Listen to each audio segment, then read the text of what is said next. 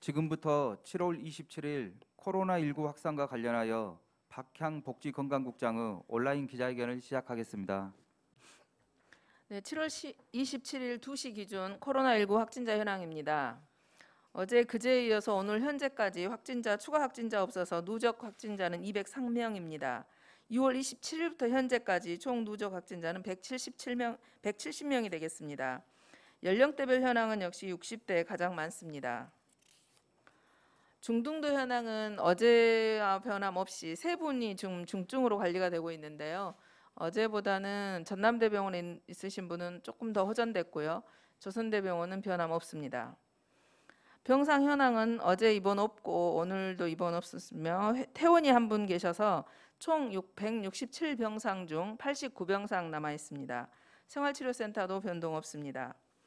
검사는 지금까지 6월 27일부터 현재까지 51,656건 검사를 했고요. 170건 양성, 음성 51,396건, 현재 90명 진행 중입니다. 오늘은 해외 입국자 현황입니다. 지금 3월 28일 이후로 총 해외 입국자는 4,507명입니다. 최근 일주일을 보면 7월 22일에 13명, 23일에 23명, 24일에 28, 25일에 31명, 26일에 41명입니다. 주요 조치사항 보고입니다. 203번 관련해서는 자가격리 중에 양성으로 확진되었고 동거인은 검사 결과 음성입니다.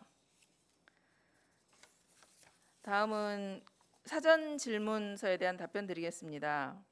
이틀 뒤에 사회적 거리 2단계가 마감인데 완화 기준과 완화 또는 연장 계획이 있는지를 질문하셨습니다. 지금 2단계를 저희가 7월 29일까지로 기한을 정했습니다. 그때 이제 저희들이 기준을 정하면서 일주일간 확진자가 한 명도 없거나 또 확진자가 있다 하더라도 민간 전문가들의 의견을 들어서 지금 현재 상황을 완화시키거나 혹은 강화시킬 필요가 있다라고 판단됐을 때 전문가들의 의견에 따라서 결정하기로 했습니다. 그래서 지금 토요일, 일요일 주말간에는 확진자가 한 명도 없었고요. 오늘도 현재 없습니다. 그래서 29일에는 저희가 뭐 일주일에 총 뭐 0명은 이제 기준에는 맞지 않을 것 같고 이제 추가로 예를 들면 저희가 그 사이에 자가격리 중인 사람들 검사가 또 일부 있고 오늘도 현재 지금 90명 정도 검사가 진행되고 있습니다. 그래서 이 검사 결과라든지 또 이제까지 환자의 추이 그다음에 그 확진자들이 그 병상에서 지금 관리되고 있는 수준, 그다음에 추후 예상되는 방향 뭐 이런 것들을 감안해서 29일 이내에는 민간 전문가들의 의견을 들어서 그 사회적 거리두기 2단계 유지 혹은 완화 여부를 결정할 예정입니다. 두 번째 192번의 추가 조사 내용이 나온 것이 있는지를 여쭈셨습니다. 192번에 대한 추가 조사 내용은 저희들이 범위를 한 달 정도로 최대한 앞당겨서 그분의 GPS라든가 이런 동선들을 확인을 했습니다.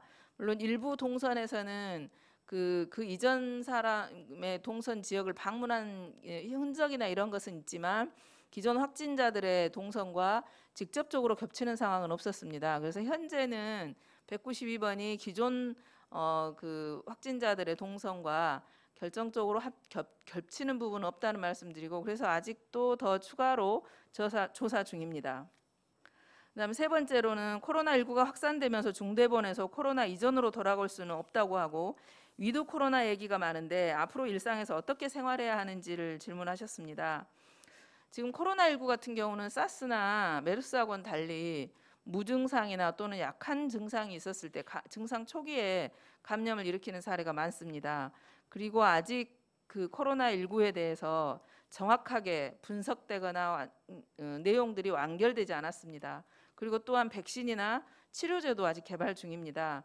그래서 아직은 코로나19에 대해서 명확하게 우리가 알고 있지 않기 때문에 기존 또 그다음에 전 세계적인 발생 현황 추이를 보더라도 장기적으로 좀 갈 수밖에 없다 하는 것이 질병관리본부의 판단입니다.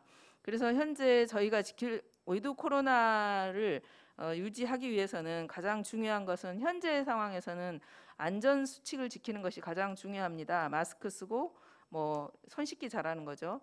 그럼에도 불구하고 우리가 이런 방역 수칙을 지키면서도 이제 휴가도 또 가야 될 것이고 경제 활동도 해야 됩니다. 그래서 균형 있게 양립을 시켜야 됩니다.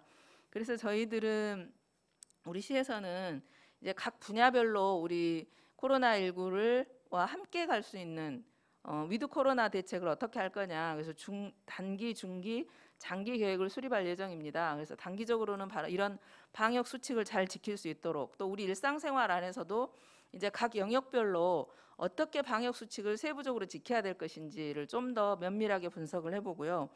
그다음에 특히 이제 곧 9월 정도 되면 호흡기 질환에 대한 인플루엔자라든가 또는 폐렴구균 이런 예방 백신도 충분하게 확보를 해서 우리 지역의 주민들이 그 예방 백신을 맞을 수 있도록 담보를 할 것이고요. 중기 대책으로는 이제 아무래도 이번에 이제 우리 지역에서도 2분 사망하셨지만 되게 고중 70세 이상의 고령층이셨습니다.